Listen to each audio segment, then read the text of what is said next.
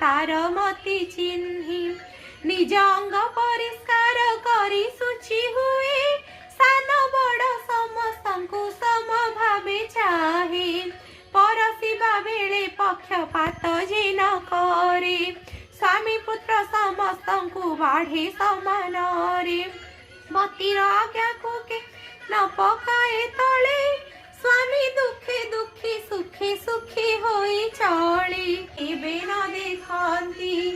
ए मर्त मंडले से बहु सुख पाए